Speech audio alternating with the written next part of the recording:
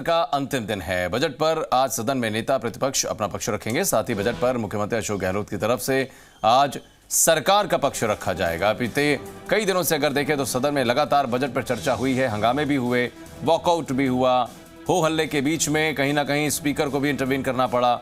हर एक तरीके की सदन के भीतर जो गतिविधि रही है, उस बीच विधायिका से जुड़े हुए जो काम हैं वो भी सरकार की तरफ से फ्लोर मैनेज करते हुए संपन्न कराए गए हैं। लिहाजा आज चूंकि बजट पर बहस का अंतिम दिन है, तो ऐसे में मुख्यमंत्री अशोक गहलोत जो कि सरकार के मुखिया हैं, सूबे के कर्ता धर्ता हैं, वो जो विजन लेकर बजट पेश करके आगे बढ़ते हुए नजर आ रहे हैं, उसी विजन को प्रतिपक्ष के सवालों का जवाब देते हुए फिर से रखेंगे सदन के भीतर।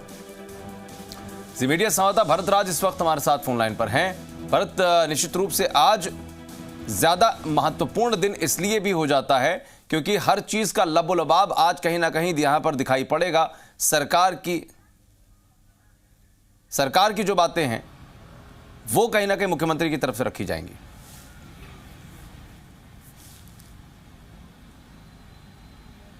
देखिए, निश्चित रूप से बजट सत्र चल रहा है और बजट सत्र में एक तो बजट पर बहस जारी थी। सत्ता पक्ष और विपक्ष के सदस्य अपनी बात रख रहे थे।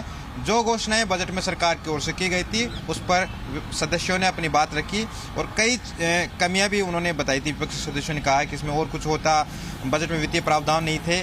इसके बाद आज नेता प्रतिपक्ष गुलाब चंद कटारिया भी अपनी बात सदन में रखेंगे इस बजट को लेकर। लेकिन सबसे महत्वपूर्ण जो है, आज सदन के नेता और मुख्यमंत्री अशोक गहलोत अपना भी रिप्लाई देंगे इस बहस पर। जितनी चर्चा हुई अब तक उस पर अपना रिप्लाई देंगे, क्योंकि बजट पर चर्चा के दौरान कई जो विधायक हैं, सदस्य हैं, उन्होंने मांगे की थी और कुछ और एडिशनल बजट में मांगा था कि उनके क्षेत्र में इस तरह से डेवलपमेंट किए जा सकते हैं। उनको लेकर माना जा रहा है कि मुख्यमंत्री अशोक गहलोत इस रिप्लाई में कुछ घोषणा कर सकते हैं, उनको भी सौगात इस रिप्लाई के माध्यम से दे सकते हैं। तो आज जो रिप्लाई आएगा मुख्यमंत्री अशोक गहलोत का, उस पर सबकी निगाह टिकी है कि किस तरह से अन्य जो लोग बचे हैं उनको भी राहत दे सकते हैं और जिन विधायकों ने अन्य मांगे उठाई है उनका क्या क्या काम किया जा सकता है, उनको कुछ और सौगातें किस तरह से दी जा सकती है। तो तमाम मुद्दे हैं, उनको लेकर मुख्यमंत्री अशोक गहलोत सदन में आज रिप्लाई देंगे। इसके साथ ही विपक्ष ने जो मुद्दे उठाए, कानून व्यवस्था हो, अन्य खनन माफियाओं का हो, उन पर भी मुख्यमंत्री का रिप्लाई सदन में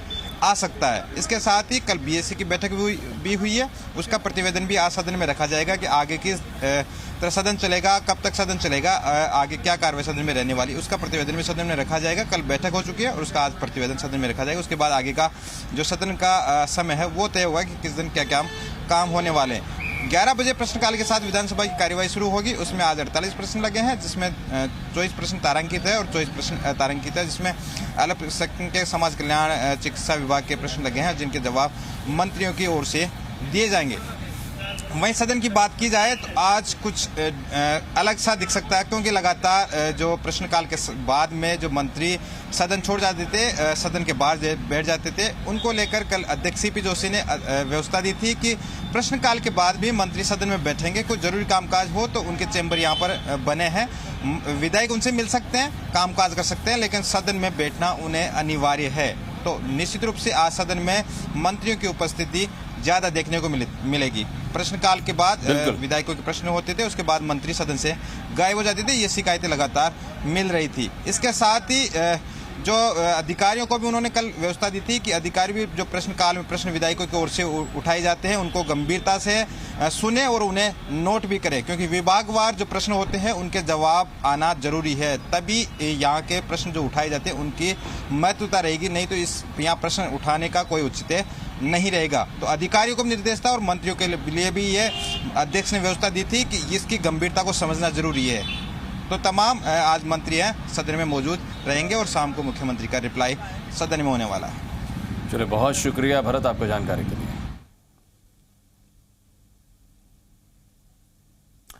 चलिए बढ़ते आगे। अमीन खान ने सरकार में छोटी छोटी नौकरियों की भर्ती पर पाबंदी लगाने पर भी सवाल उठाए हैं। उनका कहना है कि राजस्थान में अगर देखा जाए तो कहीं ना कहीं गहलोत सरकार के राज के खजाने का पैसा बचाने के लिए जलदाय विभाग के फिटर, बेलदार, लाइनमैन जैसे 4th क्लास कर्मचारियों की भर्ती पर रोक लगी है, जबकि बड़ी भर्तियों का कोई हिसाब किताब नहीं है। अमीन खान ने यह भी कहा कि यह भर्ती योग्यता और फिटनेस के आधार पर ही होती थी, इससे लोकल को रोजगार भी मिलता था।